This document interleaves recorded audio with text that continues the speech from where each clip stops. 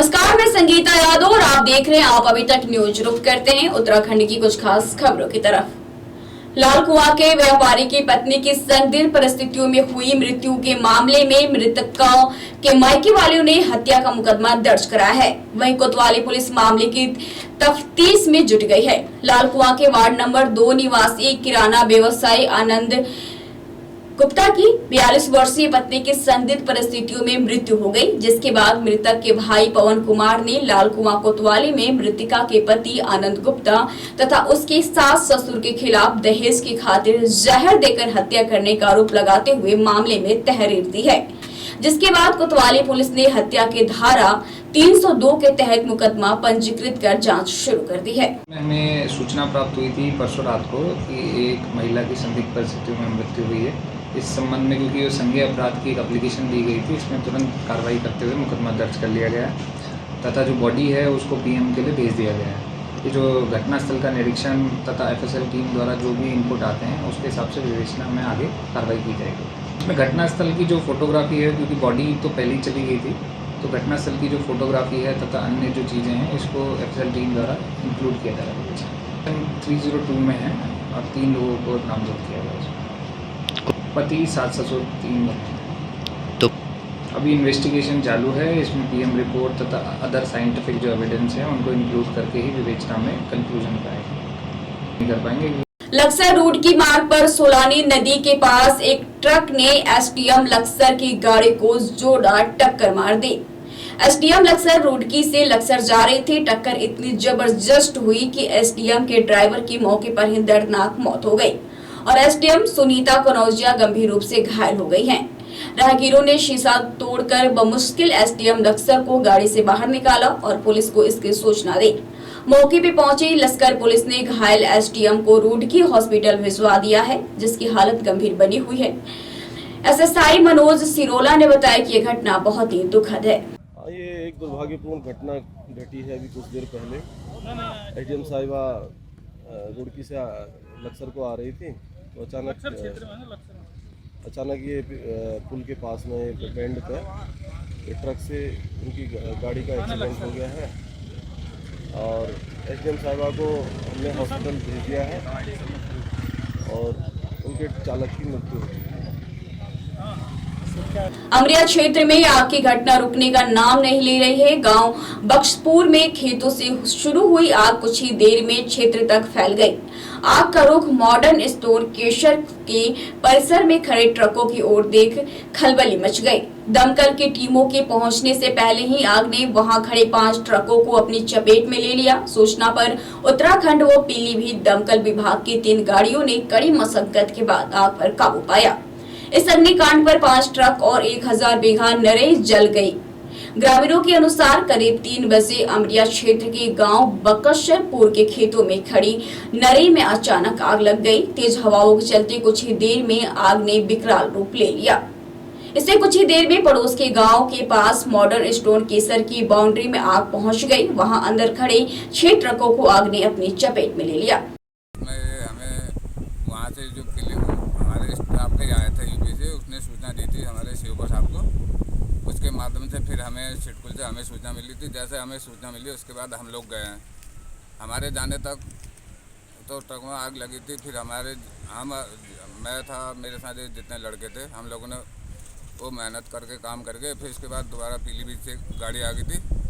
उसके बाद पानी ख़त्म होने के बाद फिर दोबारा ये जो आग लगी है आपकी जंगल खेतों में जो आग लगाई थी देहातों वालों ने, उसके माध्यम से लगी है। अब जब उनसे पता करा वहाँ मालिक से, तो वो कह रहे थे कि ड्राइवर गाड़ी खड़ी करके चले गए हैं और बाकी ये जो नुकसान के बारे में तो कुछ नहीं पता। 3 गाड़ियों का तो इंश्योरेंस है बता रहे हैं, 2 का वो नहीं है। ये चलती थी नंदौर, उसमें ये जो चोरगलिया नंदौर का है उसमें चलती थी भैया। अब बाकी नुकसान मेरे ख्याल से फायर रिपोर्ट यूपी वाले भी भरेंगे, हम लोगों के यहाँ से भी भरी जाएगी। यहाँ पर आया सुबह तो मैंने देखा ड्राइवर बोले कुछ नहीं बच रहा है, गाड़ियाँ खड़ी कर दो। और नवंबर से गाड़ियाँ यहाँ चली रही थी। उसके बाद गाड़ियाँ हमने कल धो धा के यहाँ खड़ी कर दी। खड़ी करने के बाद करीब 1-1:15 बजे के टाइम हम लोग घर चले गए।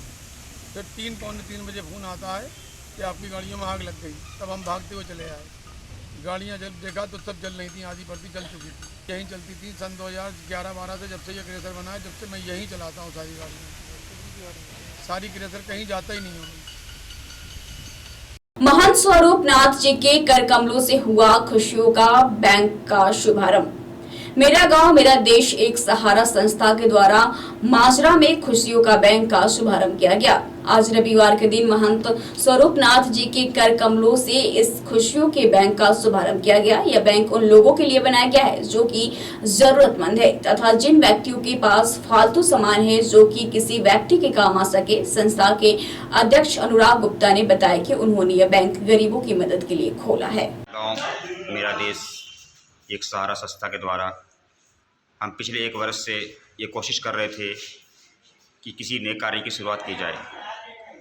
आज ईश्वर की कृपा से हमें ये सौभाग्य प्राप्त हुआ कि हमने ये नए कार्य का शुभारंभ राधा कृष्ण मंदिर के महंत बाबा स्वरूपनाथ जी के द्वारा किया गया। इसमें महिला मंडल, व्यापार मंडल, ग्राम पंचायत माजरा व समस्त ग्राम का माजरा का पूरा सहयोग है और आने वाले समय में इसमें हम और भी बहुत कुछ करने का विचार कर रहे हैं, जैसे कि रिटायर्ड टीचर के द्वारा गरीब बच्चों को फ्री ट्यूशन देना, या कुछ बच्चे ऐसे भी होते हैं जिनका कुछ भी खुशी देने के लिए, चाहे हमें किसी भी लेवल पे कुछ भी करना पड़े, हम उस खुशी देने के लिए भरपूर प्रयास करेंगे।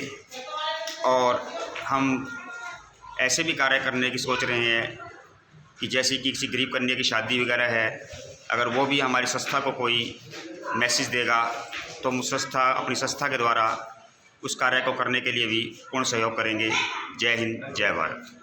आज माजरा में मेरा गांव मेरा देश एक सहारा संस्था की तरफ से खुशियों का बैंक का शुभारंभ किया गया, जिसमें माजरा के सभी लोगों ने बहुत बढ़ चढ़ कर भाग लिया। शिव कांवड़ मंडल, व्यापार मंडल, महिला मंडल और लोकल जितने भी यहाँ पे गणमान्य लोग हैं वो सब लोग आए और उन्होंने हमारा बहुत अच्छे से साथ दिया। इसके लिए हम सब मेरा गांव मेरा देश संस्था के सभी सदस्यों की तरफ से मैं सबको बहुत बहुत हार्दिक अभिनंदन करती हूं और उनका बहुत बहुत धन्यवाद करती हूं कि वो लोग आए और उनका सहयोग आने वाले टाइम के लिए मैं अपेक्षित करती हूं कि वो आने वाले टाइम में भी हमें हमेशा ऐसे ही साथ देंगे और हमारी संस्था को सहयोग करेंगे। आज हमारे लिए बड़े खुशी की बात है कि माजरा में शिव सेवा कांवड़ मंडल और महिला मंडल माजरा और ग्राम पंचायत माजरा की तरफ से खुशियों का जो बैंक यहाँ पर शुरू किया गया, जिसमें ज़रूरतमंद लोगों को वस्त्र आदि, बर्तन आदि का बंटवारा किया जाएगा, जो बहुत ही ज़रूरतमंद लोग हैं। इसके लिए मैं अपनी ओर से महिला मंडल माजरा, शिव सेवा कांवड़ मंडल माजरा को बहुत बहुत बधाई देता हूँ। इस नए कार्य जो आज उन्होंने शुरू किया, हमारी इसके लिए बहुत बहुत शुभकामनाएं।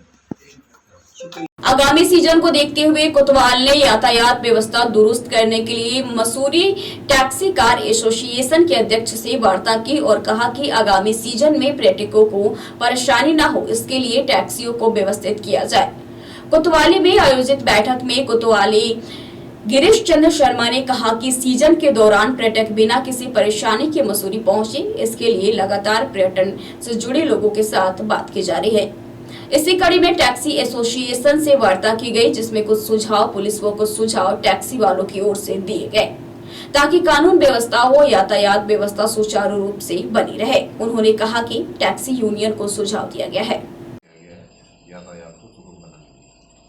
हाँ, ये मसूरी पुलिस द्वारा और जनपद देहरादून पुलिस द्वारा मसूरी में जो पर्यटक सीजन चल रहा है, इसके संबंध में जितने भी स्टेक होल्डर्स हैं, जो भी इससे संबंधित लोग हैं, सभी से नियमित रूप से वार्ता की जा रही है और यहाँ की ट्रैफिक व्यवस्था, यातायात व्यवस्था और कानून व्यवस्था को ठीक से सुचारू रखने और पर्यटकों को सुविधाजनक रूप से यहाँ तक पहुँचने और यहाँ अपना क्वालिटी टाइम इन्वेस्ट करने के लिए, व्यतीत करने के लिए जो भी हम उपलब्ध करा सकते हैं, उस संबंध में आज टैक्सी यूनियन जो हमारे यहाँ मसूरी में है, कार्यरत है, इनके पदाधिकारियों से वार्ता हुई है।